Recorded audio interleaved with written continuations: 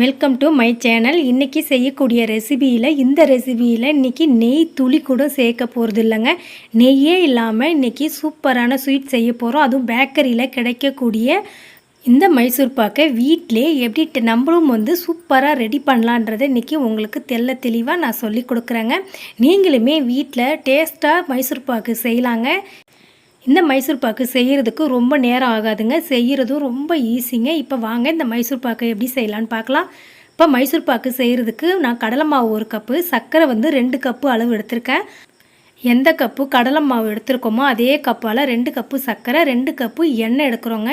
வாசனை இல்லாமல் இருக்கிற எண்ணெயாக எடுத்துக்கோங்க. நான் ரீபண்ட் ஆயில் எடுத்திருக்கேன்.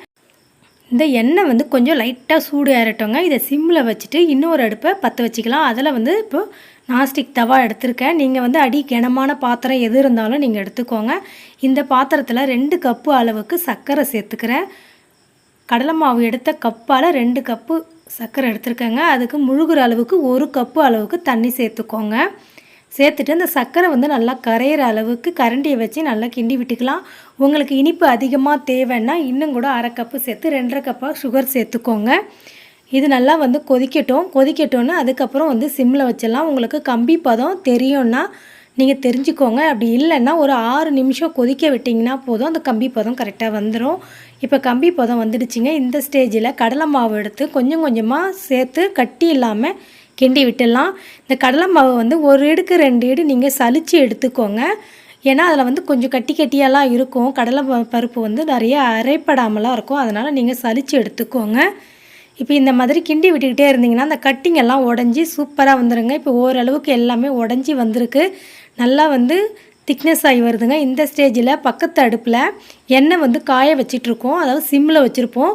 அதில் ஒரு கரண்டியாக எடுத்து ஊற்றி கிண்டிக்கிட்டே இருக்கலாம். இந்த மாதிரி பொங்குங்க, நிறமும் மாறும்.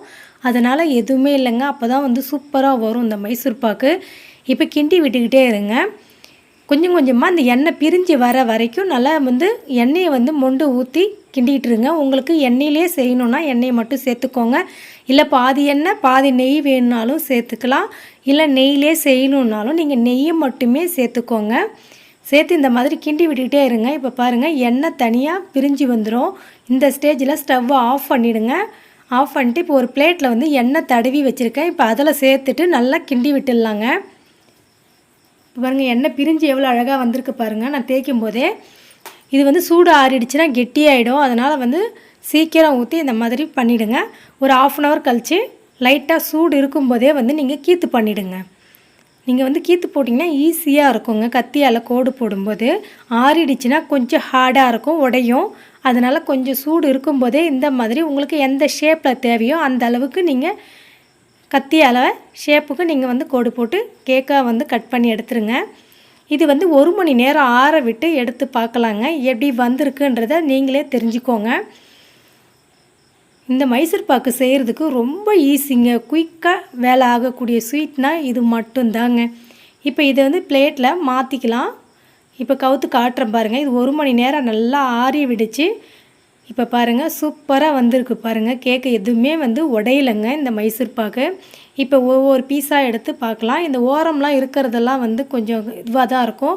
நடுவில் இருக்கிற பீஸாக எடுத்து பாருங்கள். நல்லா வெள்ளையாக கடையில் கிடைக்கிற மாதிரியே இருக்குது பாருங்கள். சைஸும் நீங்கள் அதே சைஸில் இருக்குது. சாஃப்டாகவும் இருக்குது, ஷைனிங்காகவும் இருக்குங்க இந்த மைசூர் பாக்கு. இப்போ ஒரே ஒரு மைசூர் பாகு எடுத்து நான் ஓப்பன் பண்ணி காட்டுறேன். எவ்வளோ சாஃப்டாக இருக்குது பாருங்கள்.